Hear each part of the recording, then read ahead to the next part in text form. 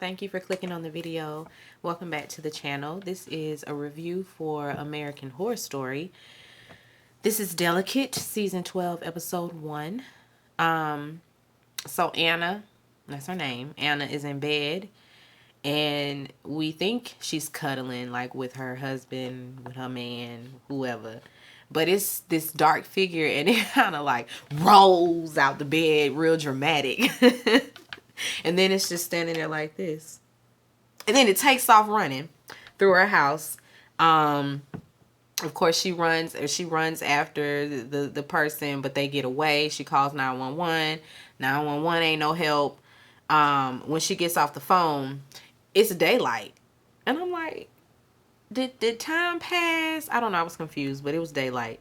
And her hands are covered in blood. Like, she has this sonogram on the floor. It's crumbled up. Her hands are bloody. She's confused. She's supposed to meet her husband at the fertility clinic, but she's late. She's running late. But when she is walking through there, she sees a picture of herself on a billboard. You know, she's standing there, and also she's a model, or an actor. She's an actor. Looking at herself on a billboard. So that's when we find out she's, you know, a celebrity of sorts, I guess. She's going in there for an egg retrieval. She's done it before. She's been on the IVF journey, but to no avail. When she comes to after the procedure, her doctor, her husband are there. The doctor is like, well, we found 9 eggs. So he prescribes her this medication, and they're going to get her ready for the transfer. When she's wheeled out, she sees, you know, she starts experiencing this pain or whatever, and her nurse tells her that it's normal. She's like, is it supposed to hurt this bad? You know, because it's just like I don't know what they use to retrieve the eggs, but I'm assuming it's as invasive as a pap smear, maybe. I don't know. Don't get me to lying. I might be dumbing it down, and people that have been through it might be like, "Girl, it's nothing like that." I don't know. I didn't have to go through anything like that, thank God. But so I don't know. Anyway, she runs into this old lady, and they calling her Miss Preacher, and she tells her, "I know you. I know you." She looking at her like, "Yeah, you saw last season." No, she know you. It's something else. It's something else. It's very weird, but they keep walking. She noticed, of course, there's this other woman watching her, and she was actually outside the office, outside the doctor's office when she was walking inside. The lady was just standing out there, and this lady, she kind of looked a little bit like Cruella de Vil. That's what it's giving. The fashions, hair, all that. She and her husband, they go and have breakfast. And they talk about, you know, future plans for the baby, if they're successful this time, you know, all that. That night, she goes and gets her suppository that was given by the doctor. It's supposed to remain in the refrigerator. No, the freezer. And so she got the suppository out or whatever, and she's in the mirror, and she notices, like, she's pulling, you know how you get a flyaway hair, and most times if you pull it, it'll just pull out. She was pulling and pulling and pulling like it was a web or something. I'm like, girl, what is that in your head? She was just pulling and pulling. Anyway, she's meeting with her publicist, who is played by Kim K. I didn't get her name, so she's gonna be Kim K. She's telling her that she has Andy Cohen coming up, and so this is good for her. She's kind of like an underdog. Like, the people didn't see her coming. You know, she's been acting a while, but now she's like out there. So I guess whereas before she might have been doing, you know, like, you know, little small projects, maybe some independent films. I'm not sure, but now she did a really successful movie, and so she's getting a lot of clout, and so she got Andy Cohen want her to come on Watch What Happens Live. She's in there signing autographs, and one fan in particular They want her to sign this doll, like this Barbie doll. This it's an old action figure of hers.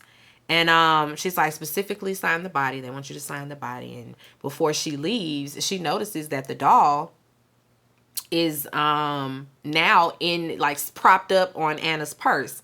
And they, kind of have a laugh about it, but she's like, I ain't put that there. How you got that past me so fast?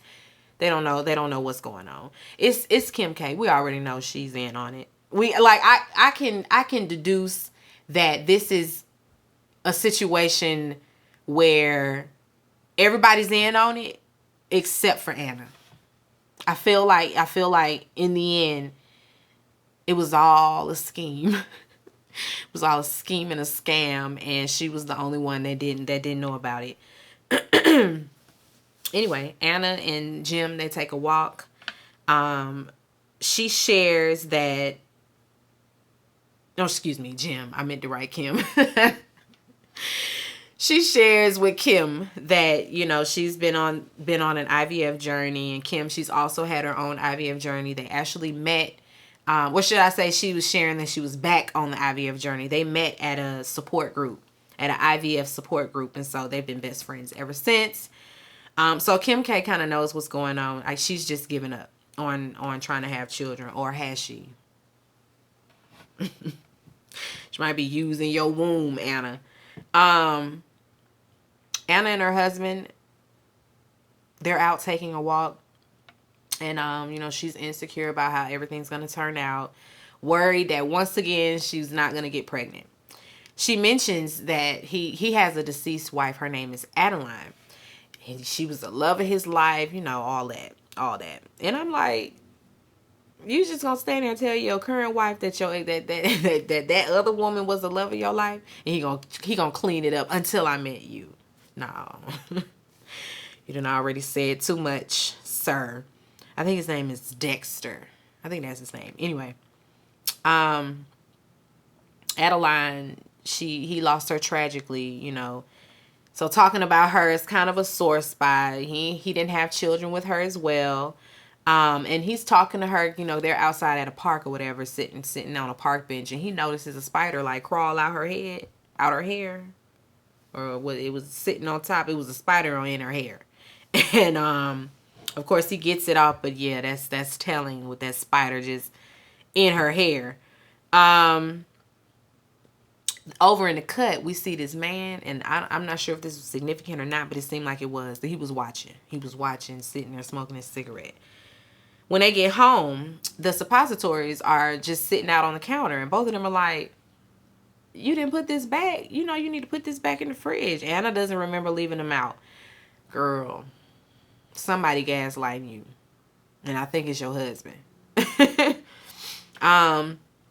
Anna, she's out with friends. Natalia, who happens to be friends with her husband. They were, and I'm assuming these are friends that she met through him.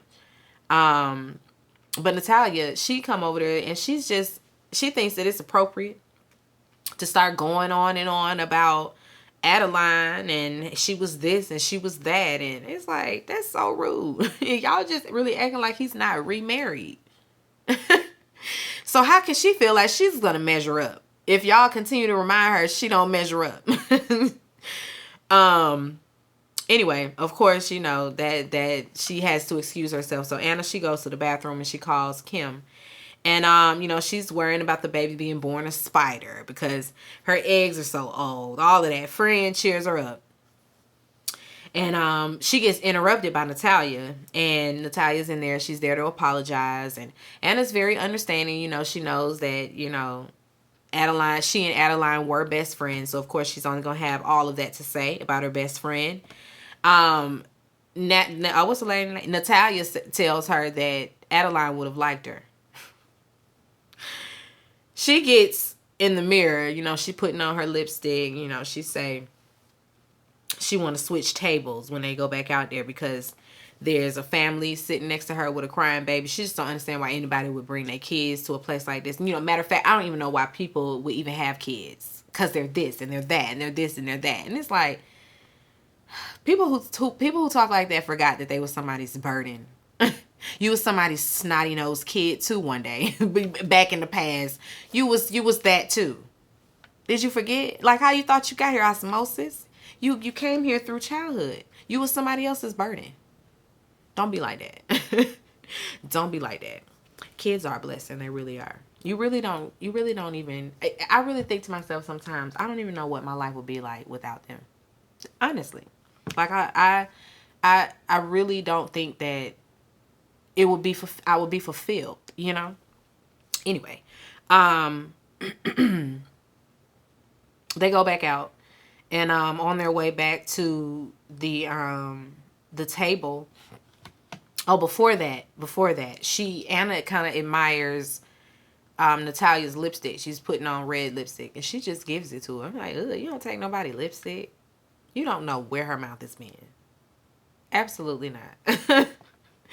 Anyway, on the way back to the table, she notices before she goes out the door, she notices that somebody else was in a bathroom stall. She see these high heels that was real late. Them studded high heels. They was late. But she saw him. I said, Cruella was in there listening. She get a call from her doctor. And he says he has good news. There's a great chance that at least one of the embryos, would be viable. So they need to go ahead with the transfer as soon as possible. They want to make the procedure on Thursday, which is the same day she has to do Watch What Happens Live. So she got a decision to make. She asked the doctor, can she push it to the next day? He like, again, the sooner the better. But we'll go ahead and push it to Friday. That night, she's in her room Googling her husband's dead wife, Adeline.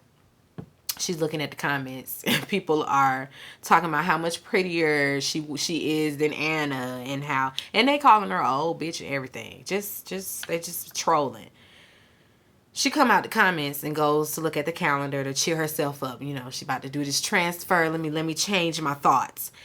And out of nowhere, the date just moves. It goes from the time changes. It goes from 11 to 12. And she immediately, she thinks that it's, it moves, and then she calls the doctor to move it from 11 to 12. Because she tells him that she was hacked. She changes her password immediately. No, Scar, my bad, y'all. I was right the first time. It moved from 11 to 12. She changed it to 10. See what happens when you keep reading? She changed the appointment to 10 o'clock. And she goes and of course she shares all of this with Kimberly as they prep for Andy. She goes on Watch What Happens Live, and she really turns into a character. She turns in, she's so overly confident and witty and all of that. Nothing like what she's been given. She kind of gives off a different persona for the camera, I guess.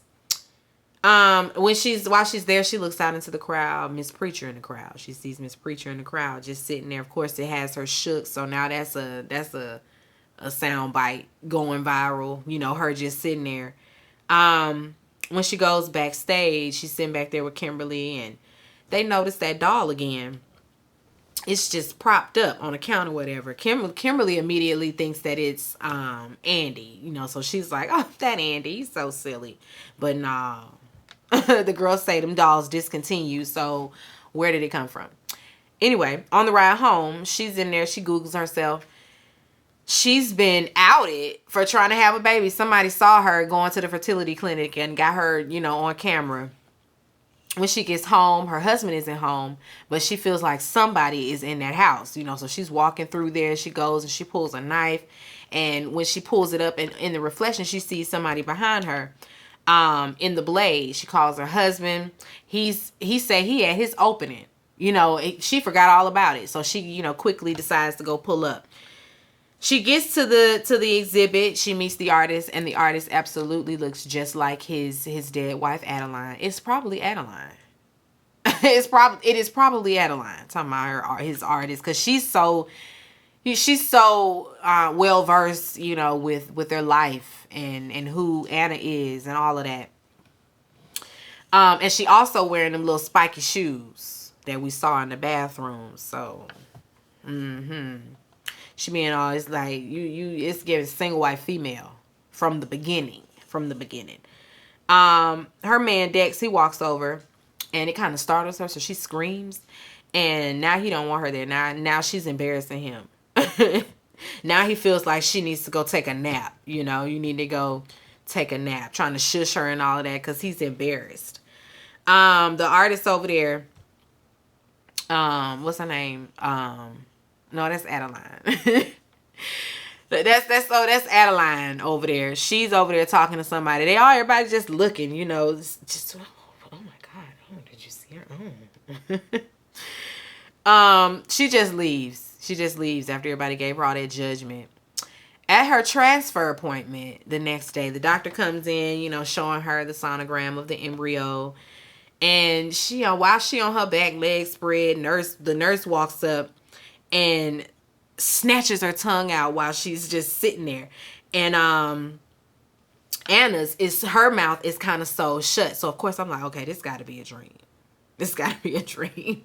She wakes up and she's in her bed at home. And so Dex is sitting over her, being the doting husband, telling her to get some rest. And so she, you know, lays back down. While she's resting, it happens just as it did in the beginning. We see that hand over her stomach and she goes to roll over and they boom.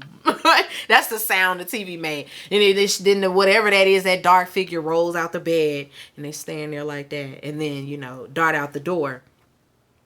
She runs around, you know, and sees that's where she finds that sonogram picture, and then the lipstick that the girl gave her was on the floor, and it looks like blood all over the floor. I don't know whether it's the lipstick or whether it's blood. I don't know, but on the mirror there's a message written in that lipstick for her, and it says, "Don't do it, Anna."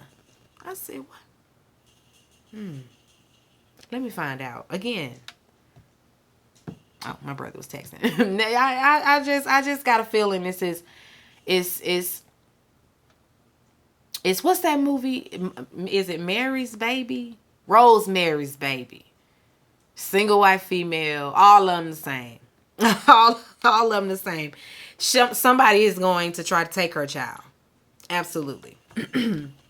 Anyway, we'll be back. We'll be back next week. So be sure to rate, comment, and subscribe to the channel. It's Call Me Busby, and I'll chat with you later. Peace and light.